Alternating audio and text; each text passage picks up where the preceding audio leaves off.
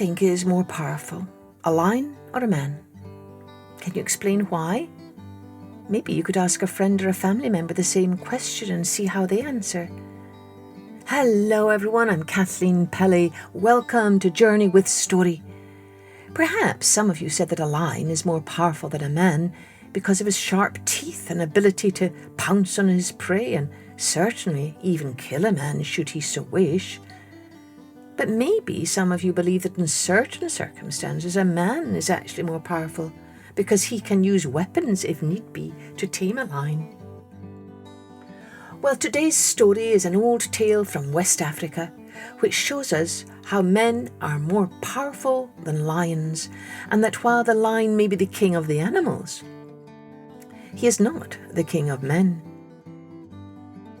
Before we begin, if you haven't already had a chance to rate and review our podcast, please take a moment to do so now, just wherever you listen to your podcast.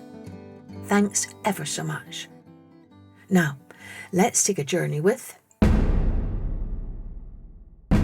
The Lion is Not the King of Men.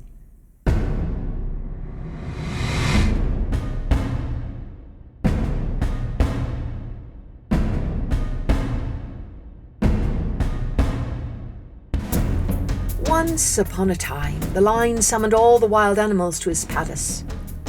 "Long may you live and greetings," said the animals when they were all assembled. The lion acknowledged their greetings and said, "I have called you here so that we may plan how best to combat the cruelties and injustices of men against animals."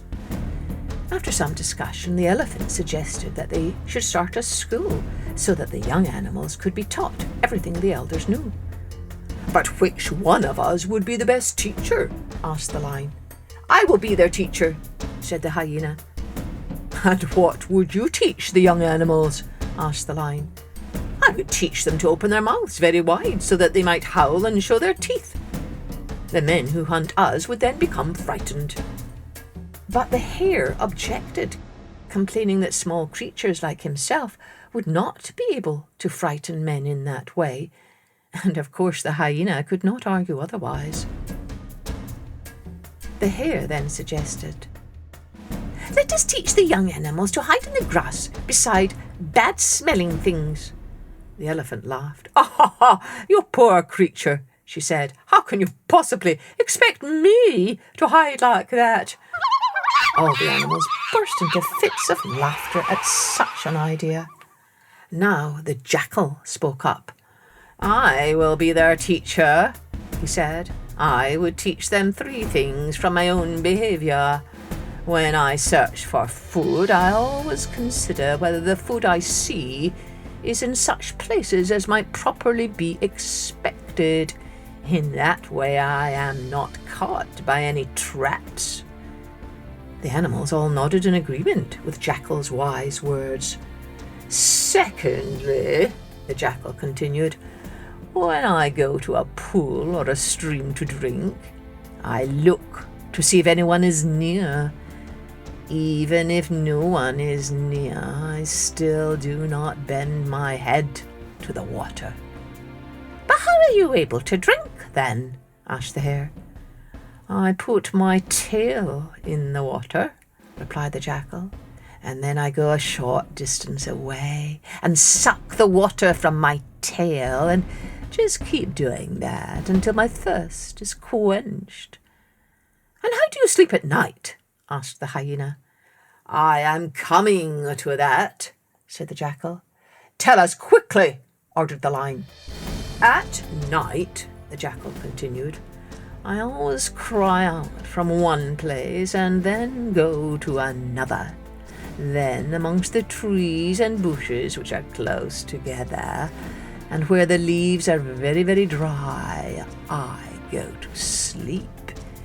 If anything steps on the dry leaves, I hear the noise in time to wake up and run away."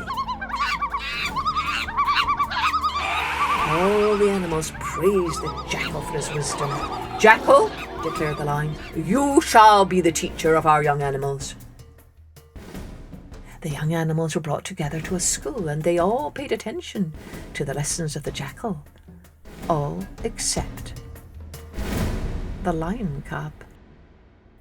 "What is a mere man?" the lion cub would ask. "I hope one day to meet a man and kill him by scratching his body with my sharp claws."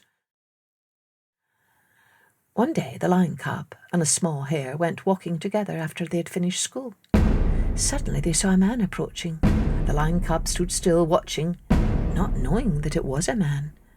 "What a strange creature," thought the lion cub. When the man reached the lion cub, the man knelt on the ground and greeted the lion cub with all the politeness animals show towards lions. "You are very different in appearance from the other animals," said the lion cub. "Why have I never seen you at my father's palace?" The man bowed his head and answered respectfully, "I do not go to the palace to greet your father the lion because I am ashamed. Unlike the other animals, I haven't got much hair and I have no tail." The lion cub then ordered the man to make a grass hut for him. "I need protection from the sun," he said. The man agreed and set to work, making a good strong hut of sticks and ropes. By this time the young hare had run away, not wanting to help with any of this work. When it was finished, the man invited the lion cub to enter the hut. "See whether you find it comfortable," he said. When the lion cub had entered the hut, he ordered the man to close the door, which he did. Then the man began collecting twigs, leaves, and grass to pile around the sides of the hut. Oh dear, what do you think he's going to do? And when he was finished, the man set fire to the grass and watched as the flames leaped and danced all around the hut. "Oh, hairless creature!" cried the lion cub. "Open the door! Save me!" "Today, boastful lion cub," the man said, "you have met a man. Do I see you killing me with your claws? Instead, you are in my power." I was wrong, the lion cub cried. "I apologize for my foolishness, and I beg you to forgive me." "Very well," the man agreed as he opened the door of the blazing hut and let the lion cub flee from the flames. "Only remember," he warned, "lions may be the kings of the animals, but lions are not the kings of men."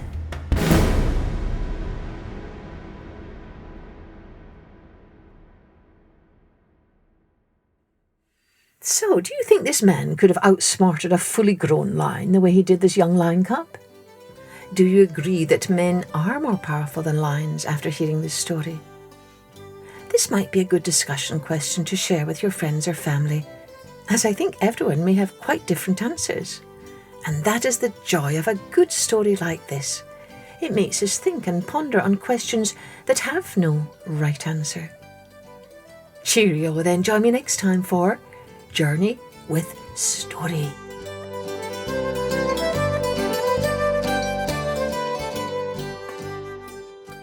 Music and post-production was by Colette Jonas.